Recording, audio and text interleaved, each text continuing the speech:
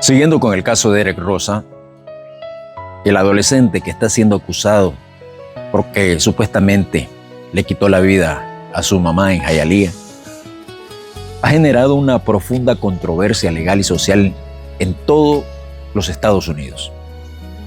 Desde la perspectiva de un abogado penalista y de muchos que han participado en este caso, este proceso revela graves irregularidades procesales, violaciones de derechos constitucionales y un tratamiento desproporcionado hacia un menor de edad.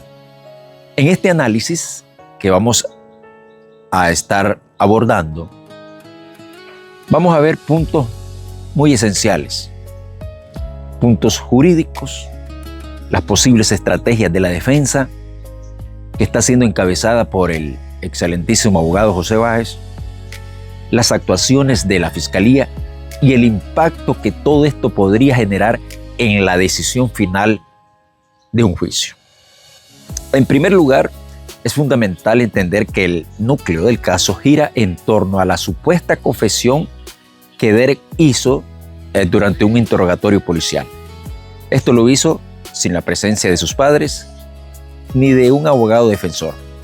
Este hecho constituye una posible violación directa de la Quinta Enmienda de la Constitución Política de los Estados Unidos, que protege toda persona contra la autoincriminación forzada, así como la Sexta Enmienda, que garantiza el derecho a un abogado durante los interrogatorios.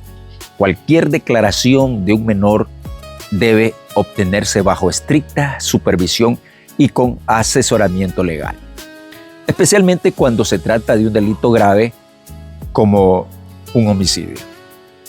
Si el juez determina que esa confesión fue obtenida bajo coacción o sin la debida asistencia legal, dicha prueba podría ser declarada inadmisible bajo la doctrina de exclusión derivada del caso Miranda versus Arizona. Esa es la jurisprudencia que puede utilizar la defensa.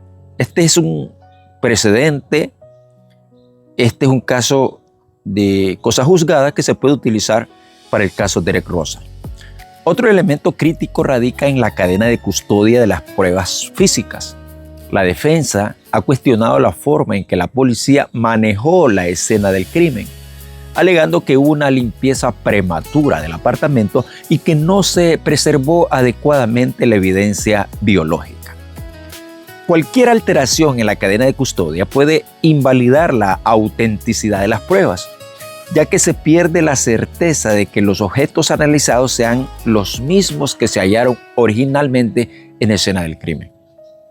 En este sentido, la defensa podría argumentar que el proceso de recolección fue contaminado, fue manipulado y que las pruebas forenses presentadas por la Fiscalía carecen de valor probatorio con una solidez que requiere el caso. Además, se ha cuestionado la decisión de la Fiscalía al presentar a Derek como adulto, pese a tener apenas 13 años en el momento de los hechos. El sistema de justicia juvenil en Florida tiene por objeto la rehabilitación y no el castigo, por lo que elevar el caso a una corte de adultos resulta una medida extrema que contradice los principios internacionales sobre derechos del niño establecidos en la Convención sobre los Derechos del Niño y en precedentes de la Corte Suprema en los Estados Unidos. Esto viene a limitar una sentencia extrema para los menores de edad. Este traslado de jurisdicción puede ser impugnado por la defensa alegando violación del principio de proporcionalidad y discriminación procesal.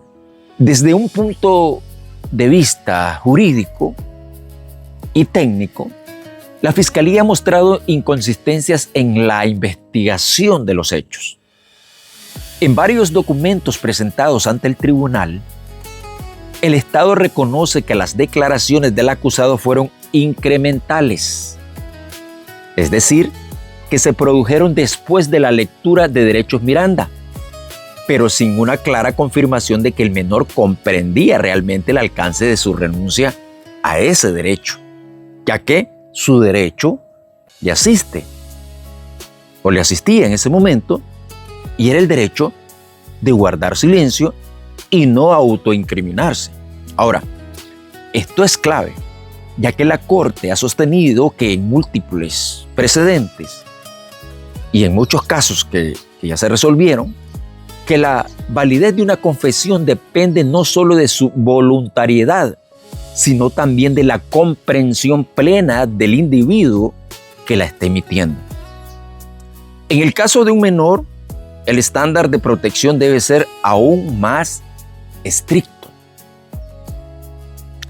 Por otro lado, el comportamiento del padrastro, Fran Ramos, ha levantado sospechas entre analistas y expertos.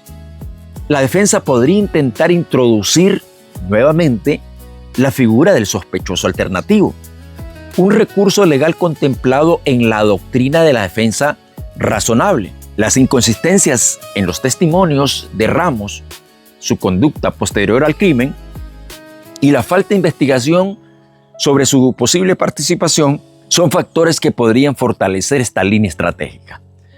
Si la defensa logra presentar evidencia circunstancial que sean creíbles, que apunten hacia un tercero, podría bastar para crear una duda razonable y absolver a Derek Rosa de todo este caso. Un aspecto igualmente relevante es la exposición mediática del caso, la filtración de fotografías del crimen y de información sellada que constituyen una violación grave de las normas de confidencialidad y del derecho al debido proceso, según la regla 3.6 de las reglas de conducta profesional de la Florida. Ahora, los fiscales y abogados tienen la obligación de no divulgar material que puede influir en la opinión pública o contaminar la imparcialidad del jurado. Estas filtraciones podían ser invocadas por la defensa como evidencia de un entorno mediático adverso, lo cual podría justificar una moción para cambiar la jurisdicción o incluso para solicitar un nuevo juicio si se demuestra que el jurado fue afectado por esa exposición. Y esto es muy grave porque al divulgar material clasificado o fotografías de la escena del crimen, ya un jurado puede estar prejuiciado. También debe mencionarse el papel de los peritos y testigos expertos. La defensa ha contado con la participación de especialistas como el Dr. James Campbell y la Dra. Sperry, cuyas evaluaciones psicológicas podrían demostrar que Derek no poseía la madurez cognitiva ni emocional para entender la magnitud de sus actos para formular una confesión voluntaria. Si los informes periciales determinan que el menor sufre trastorno emocional, traumas o incapacidad parcial de discernimiento, esto reforzaría una defensa basada en inimputabilidad o en una reducción significativa de responsabilidad penal. En términos jurídicos, este argumento podría situarse bajo la doctrina de capacidad disminuida. En el desarrollo del caso, el abogado José Báez ha demostrado una estrategia meticulosa. Primero, buscar la supresión de las declaraciones obtenidas de forma irregular. Y segundo, exponer las contradicciones de la fiscalía y el manejo indebido de la evidencia. Y tercero, presentar un relato alternativo sustentado en pruebas forenses y psicológicas. Báez, conocido por su papel en casos emblemáticos, va a introducir, y esto es seguro, va a introducir esa duda razonable mediante la desarticulación de los pilares narrativos de la acusación. Su enfoque combina argumentos técnicos con una narrativa emocional orientada al jurado, enfatizando la inocencia del menor y el abuso institucional cometido durante la investigación. Ahora, otro punto de análisis y que es muy relevante es el impacto emocional y social del proceso sobre la familia del acusado. La criminalización de la abuela por apoyar a su nieto ha sido un elemento mediático injusto. En derecho procesal penal, los familiares del acusado no pueden ser perseguidos ni moral ni legalmente por ejercer su derecho de apoyo, y menos aún ser difamados públicamente. Estas acciones, aunque no directamente vinculadas al proceso judicial, contribuyen a un clima de linchamiento social que puede incidir indirectamente en la percepción del jurado. En el ámbito de los derechos humanos, este caso representa un desafío al sistema judicial de los Estados Unidos en su tratamiento hacia menores de edad acusados de crímenes graves. Hay organizaciones internacionales que podrían intervenir. También está una sociedad que está apoyando a Derek Rosa y a su familia, a su abuela. Están las redes sociales. Son cientos de miles que están apoyando el caso.